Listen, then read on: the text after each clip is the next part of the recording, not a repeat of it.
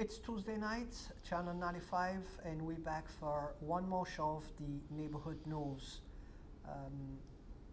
If you're watching this show and it's not a Tuesday, remember that we have a new show the next Tuesday night. Portuguese Community, sejam bem-vindos a mais um programa das suas notícias da sua vizinhança. Hoje é terça-feira, canal 95, 7 horas da noite, nós estamos de volta com mais um programa de notícias da sua vizinhança. E hoje eu estou aqui com o Fausto, que vai me ajudar novamente a fazer mais um programa esta noite. Fique connosco. It's Tuesday, so I believe I already said it, but anyway, if you are watching and it's not a Tuesday, please look for our new show next Tuesday. And Faust is here with me again for one more show. Usually our show is not about politics at all. We like to be positive. We like to talk about projects on our community, about the things on our community. But I think this is something that we can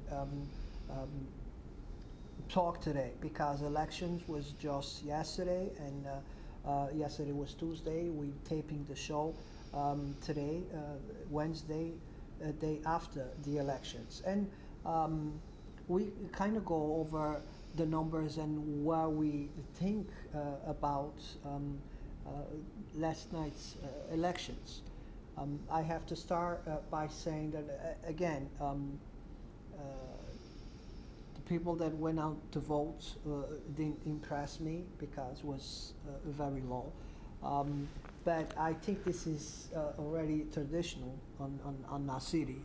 The first, the September election, it's always lower than people that actually goes to the final election. But I have to say this, I was very interesting to hear that 1975, and I heard this in a show. Stephen Camara was in here on CJ's show, and he said that 1975 was 75%. Wow. No, I'm sorry. It was 50%. That's still a wow. I believe, but it was way high compared to today's elections. And I was very impressed with that, because I never thought that 1975 to today that we had dropped so much the interest. And I think the interest still out there, because people still calling the radios, people still talking about, everywhere you go, people talk about elections and about candidates. But social media. Exactly. But I don't see it's where is the disconnection between the talk and the action.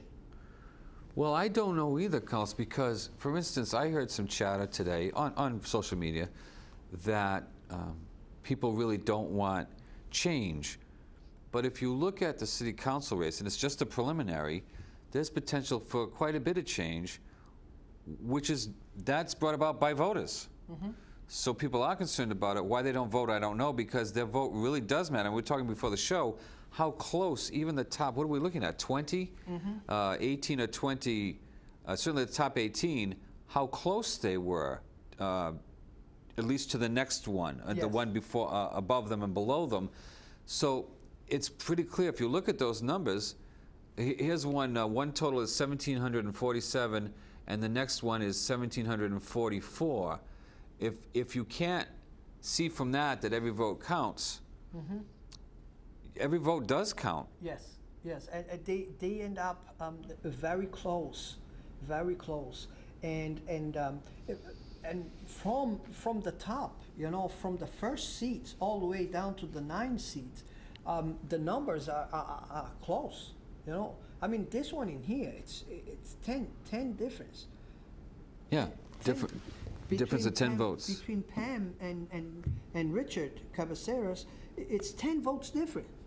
I mean, right there could be a mistake, and one could be in the, the names could be switched. Right, and even more poignantly, in ninth place there's a tie. So if this were the final election, Yes. one vote could make a difference between Stephen Kamara and Trot Joseph Lee. Yeah. It is just a prelim, but it's an example. One vote could make the difference. Who For those candidates, For those- one vote will, And therefore will for the- decide if they in or out. Yeah, for the makeup of the city council, one vote easily could make a difference. So, yeah, why people don't make the effort to go out and vote is beyond me. Because I think sometimes they say, what difference does it make? But if you actually look at the numbers, it can make a difference. Are you surprised of any of these names that made the top 9? Yes, well, you know, you know that I write a blog, so I go on record, right, and I make my prediction. So I'm not shocked by much here. I was surprised, and I talked to him today, Richard Cabraceras, who's a friend of mine. I didn't have him finishing in the top 9. And that's a prediction. It has nothing to do with what I want to see happen. Yes. But, well, because he does sort of come out of nowhere. Your Pamela Liberty LeBeau is a newcomer to elect. Well, she will be a newcomer to elected office if elected, but she's not brand new on the political scene. Exactly. So there are new names here. Sean Kadim certainly has been elected before, never to the city council. Cliff Ponte is a newcomer, but he had a very strong campaign, strong media campaign. I wasn't surprised by that. So for that reason, Richard seemed to come out of nowhere. So I was most surprised by that, I think, of those names. I think I predicted 7 out of the, well, there's actually 10 here because it's a tie for 9th, but I predicted 7 of the people who were there. That was really the biggest surprise. I think the only other surprise was, and I shouldn't be, and Sean Kadim is a friend of mine as well, I'm friendly with most of these people, top vote getter by a lot. I just think it's tough to get past incumbents like that. So I shouldn't be surprised. I was certainly not surprised. I had him finishing 3rd.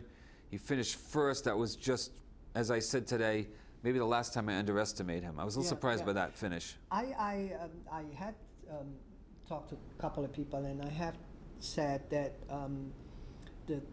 Sean and Cliff will be the candidates to replace or to fill the 2 empty seats. I had Sean and Pam. Sean and Pam. Figuring they were the, I had Sean and Cliff filling up the 2 empty seats. But I knew because of the campaign and everybody was saying, you know, we need to change the whole city council. We need to change the whole city council. I knew that we were not going to change the 7 city councils. But maybe we could probably lose 2 candidates. 2 from the seats that were still being held by incumbents, Exactly, 2. So that would change the 4 new faces or 4 new seats. And that was what I was given Cabraceras and I was giving to Pam. But I was expecting really them to fit to make the 9, but not to be right in top 5. Yeah. You know, So and that's what surprised me. I think people do want change. I think they demonstrated that. And I have to say that I did mention this before with Sean Kadim, because Sean Kadim, when he ran for mayor, he got like 6,000 votes. That's true. Or 5,000 something, very close to 6,000 votes. But with twice the turnout. Exactly. But he did got 5,000 votes. So the reason that I was saying that he's going to make it the top 9 was because even if he loses half of those votes, okay, that people change their minds and they go different ways, he's still going to have enough to make the top 9. But I was surprised him coming on first. Linda,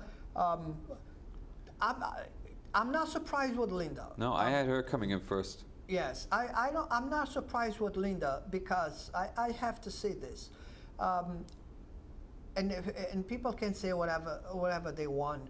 Linda has a different way, I think, to look at stuff, and if it's wrong, she will call wrong, and if it's right, she will call right.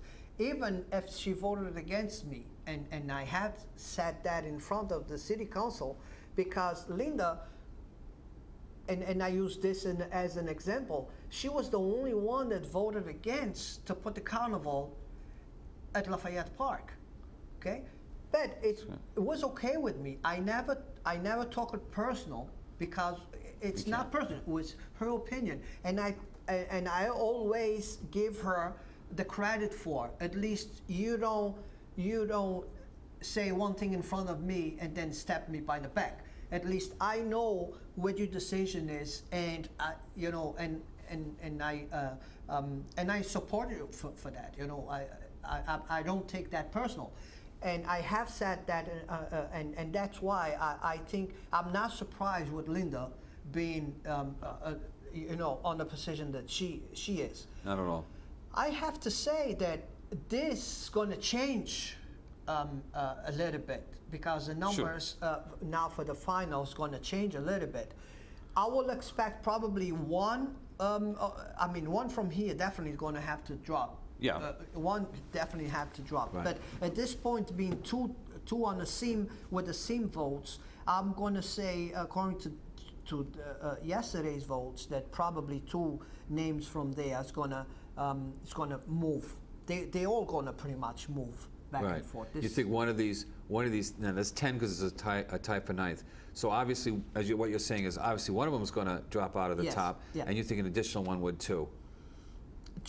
They will change. Oh, just change positions. I'm sure they will. Instead of Sean end up in first, probably will drop to second. You know, that's what I'm referring. But this should be pretty much the end of the you know, the votes.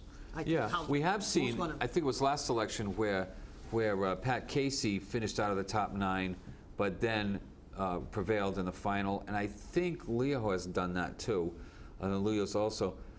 But and just out of this top 10, Leo is 11th, Dan Rigo's 12th. But still, it's clear to see there's a possibility that it could be, depending on how you count who's new, because I'm counting Steve Long as new. I don't think he's even technically an incumbent, but he hasn't been on there very long. So still, when you look at do people want something new, I'm going to count him in that sense new. There's a chance for 6 new councilors. Yes. And that's arguably momentous. Yes. You know, with 2 vacant seats, but that's still 4 people that the voters have said 4 of you we don't want and 4 new people we want, even counting those 2 open seats.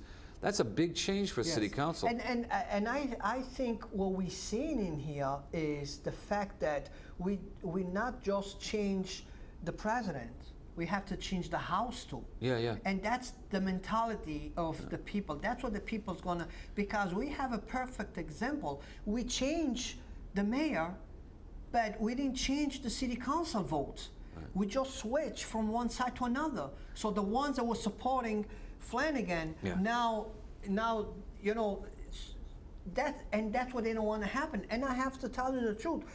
If Jazel wins elections, and if we didn't change city councils, he won't be able to do anything because he won't have the support of the city council. And kudos to the people of Fall River, because I think they recognize that, well, you just said that. They wanted change last year. They didn't have a chance to vote for city council. They still want change, and there are some of you out there, thankfully, that realize that it's not only, as I heard Bob Cray say no, who did I hear say? I don't remember who I heard it, but it's not only a privilege, but it's a responsibility, and people took that seriously. And maybe because there's been so much potential for change here, maybe we'll get a good turnout, because maybe some more people will realize. You know, and folks, to make it clear, there is a difference of less than 100 between many of these positions here, going past the top 10. And people can move up. Just sort of like, you know, in baseball, there's so many games that you could be in 4th place one day, especially early in the season. You could be in, you know, 2nd place 2 weeks later. That can happen here. So Yes. your vote is going to count. You don't have to vote for 9 people, but because you can vote for so many, as you say, these positions can change, and someone could drop out of the. It's certainly not over. And I have to say this: some new runners on this election, I wish they come back and run again, because we have people that I know that it can bring a lot to the table, and they didn't make it this time, and you know, but it's some in here that I wish that they get the idea this time after 10 times running. Please Sure, give up. sure. You know, please give up. But they're usually Never eliminated in gonna the get prelim. there. You're never going to get there. But overall, I think when you look at it overall, you can moan the way we always moan. Oh, a weak field. But if you look at the top 2/3 of that field, it's a pretty strong field. Mm-hmm.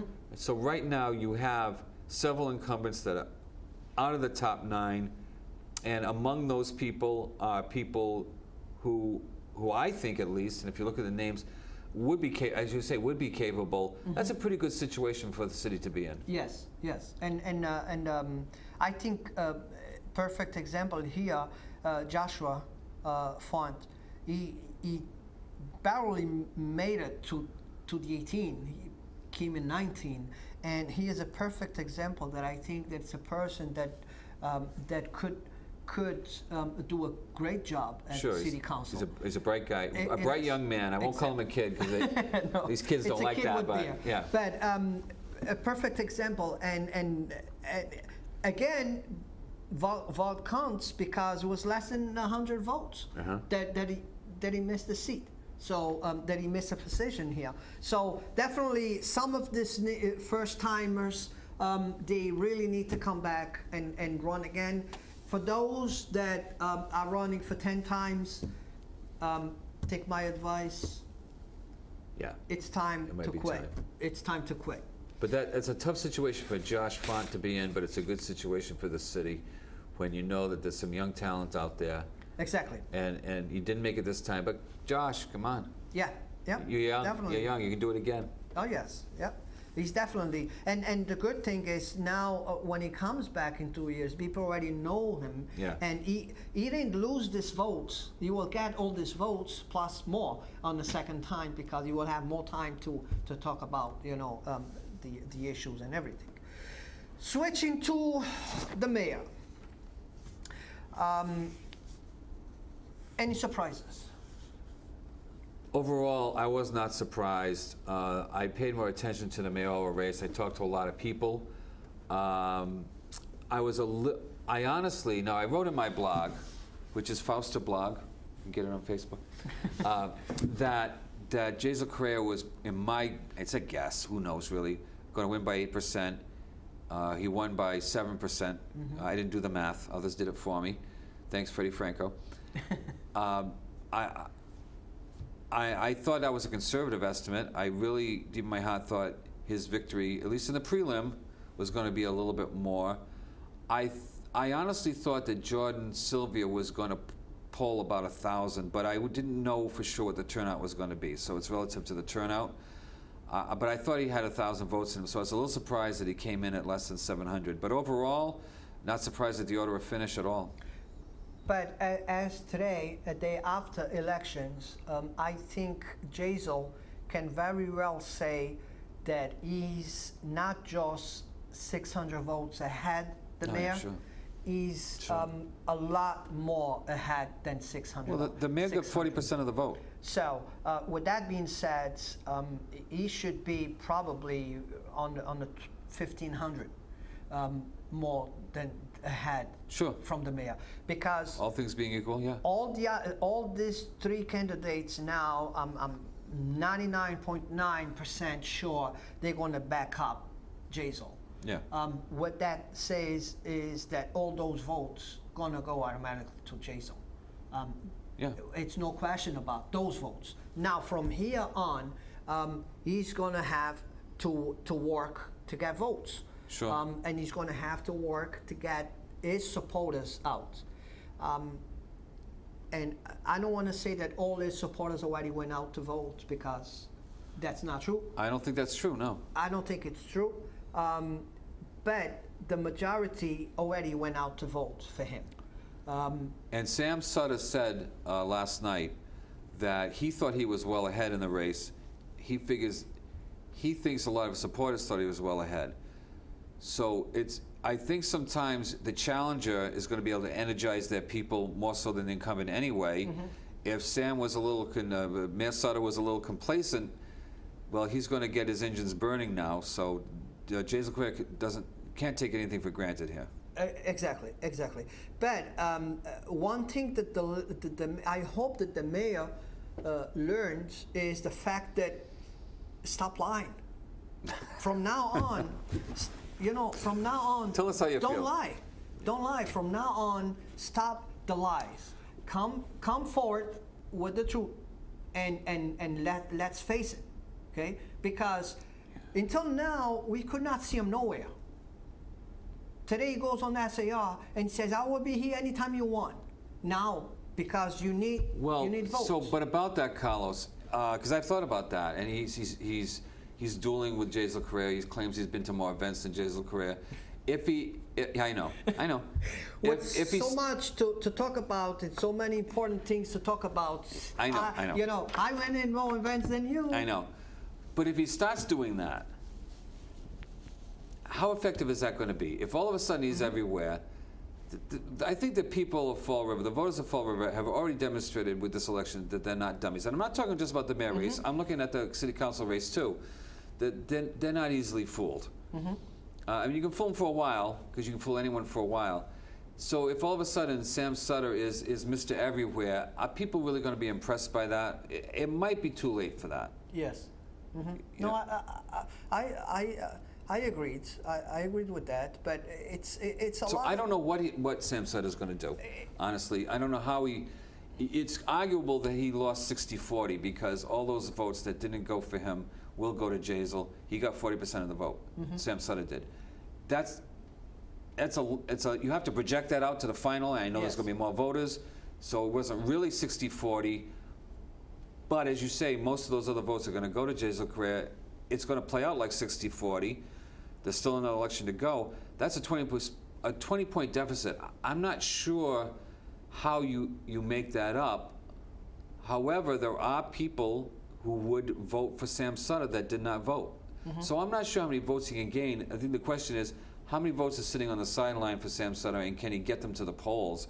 I'm not sure what else he can do, and I don't know how many votes are sitting on the sidelines for Sam. How many people were complacent and didn't bother to go out? I think Sam Sutter better hope it doesn't snow on election day, though. Yeah, I mean, I have a position that I'm a leader of a neighborhood, and I need to be in touch with the mayor 24/7 because it's stuff going on. And I just told you tonight, 1:30 in the morning, my phone rang that we didn't have a ladder, a fire truck ladder on the Flint station. Then I have a ladder that somebody got assaulted on Quikasham Street. So I need to get in touch with the mayor. Okay, it's not to say, "Hey, Mayor, how you doing? How your wife doing?" It's not about that. I don't need to talk to the mayor about that. I need to talk to the mayor is, "Mr. Mayor, I got a call that we don't have a fire engine ladder on the Flint. Is that true?" That's the calls that I want to place to the mayor. It's something about my neighborhood, the safety of my neighborhood. Okay, but this is the first mayor, and that's why people say, yo, you need to give him a chance. You need to give him a. This is the first mayor that I don't have a way to get in touch with him. He's on the office for 9 months. We don't have a way to get in touch with him.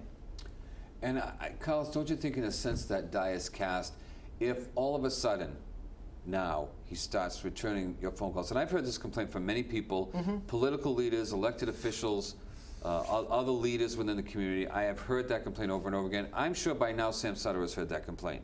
I don't think this is news. He's been hearing that complaint for a long time. So even if he changed his stripes right now, how impressed are people going to be?